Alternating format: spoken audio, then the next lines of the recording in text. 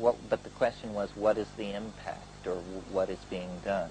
Yes, well, I think bands like the Shaman are... Yes.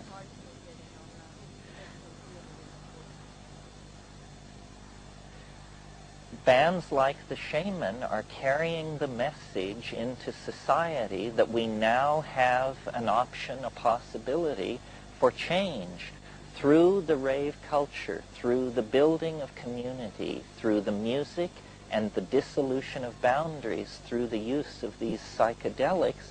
The Shaman are showing how you create an archaic style culture after 5,000 years of human history. Because we can't abandon technology. We have 6 billion people on this planet.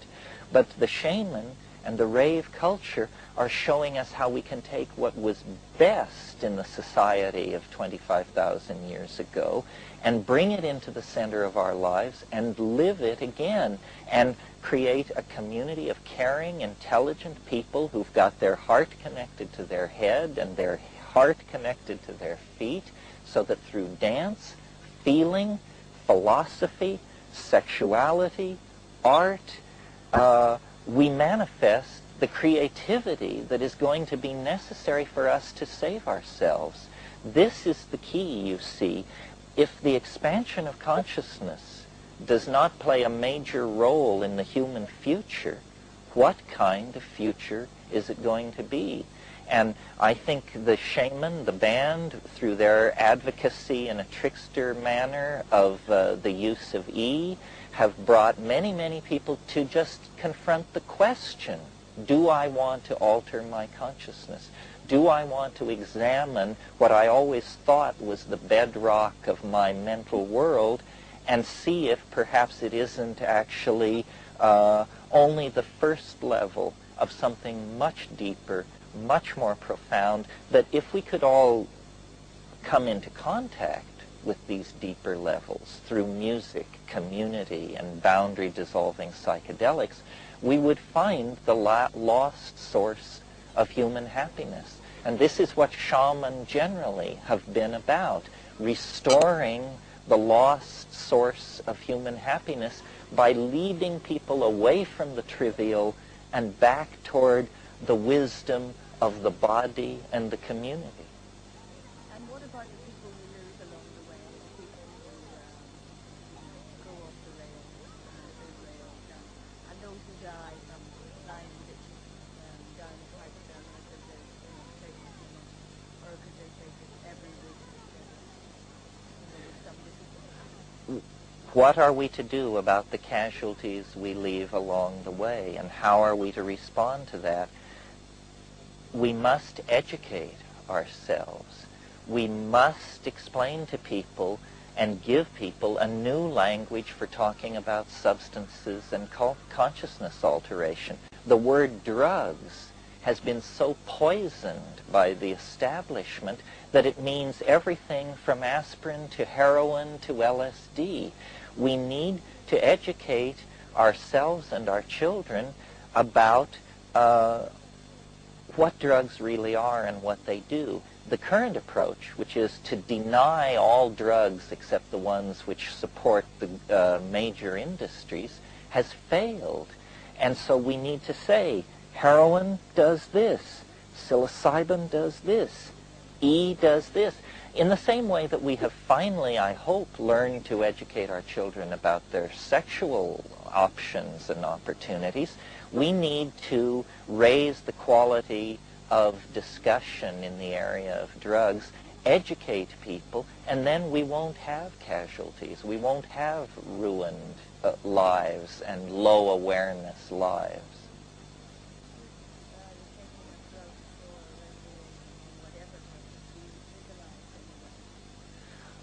Well, yes, absolutely. All drugs should be legalized in the West. Here in America, we have a primary document of our union which guarantees life, liberty, and the pursuit of happiness. Now, if the pursuit of happiness does not mean the right to self-experiment with substances on your own consciousness, it must then be utterly meaningless. So, yes, I view the psychedelic issue as part of the long march toward human freedom that has such signposts along the way as the abolition of slavery, the giving of women of the vote, the inclusion of black people into the processes of democratic society, and the establishment of the universal right of people to take substances to alter their consciousness. It's all about the triumphal march toward a society where the dignity of the individual is always the first value to be honored.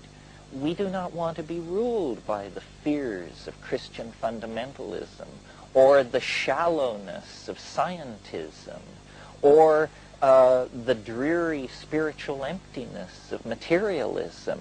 We want to connect first to our bodies and through our bodies to the planet.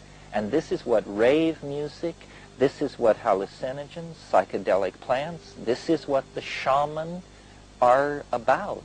And thank God for it, because we have entered into the final countdown for the apocalypse. If we don't find our spiritual center and set a course out of the storm of history created by science run amok, then we will have no world to leave for our grandchildren.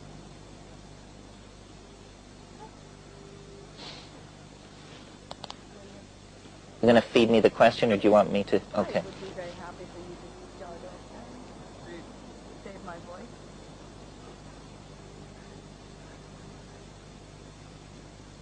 Okay.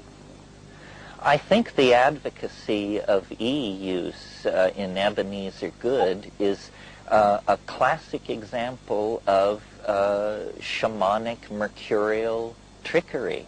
The shaman is not an unambiguous figure. The shaman is not leading people into a realm of unmitigated happiness. Rather, shamans lead people into realms of risk and opportunity.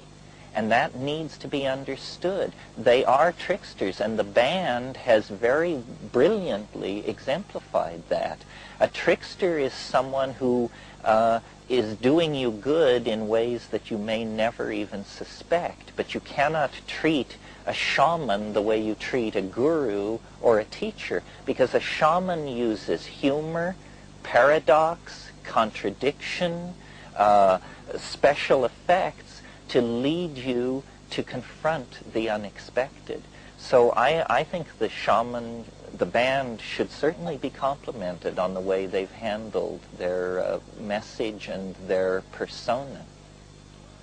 Can we reconcile that at all with, you know, the reports that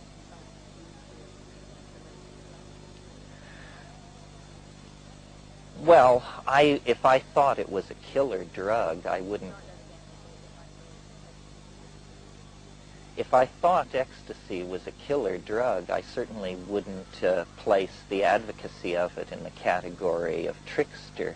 I don't think it's a killer drug. I think it's a crude synthetic drug that, used several times, should probably then logically inspire people to look deeper. I see it as simply a first step toward a much richer and safer family of drugs represented by these plants. You see, if you take a plant that has been used by human beings for thousands of years, then you have your medical research data. You have your human exposure sample. If it's been taken for thousands of years by men, women, and children, as the mushroom has in central Mexico, then we know that it doesn't cause tumors or blindness or infertility. With drugs which come out of the laboratory, even pure, we don't know the long-term effects. And then, in practical terms, you have to add that underground chemists often are not as competent as they might be, or not as careful as they should be, and so you're getting an inferior cooking of a chemical which was questionable in its application in the first place. So I believe that for deep work, for lasting work, it's the shamanically sanctioned traditional plant hallucinogens that carry us into really deep water. On the other hand, certainly for centuries, all kinds of chemicals have been used to grease the flow of social interaction and to party down, basically. And I have no quarrel with that. But that's an entirely different issue than the deep use of these things for shamanic and spiritual purposes.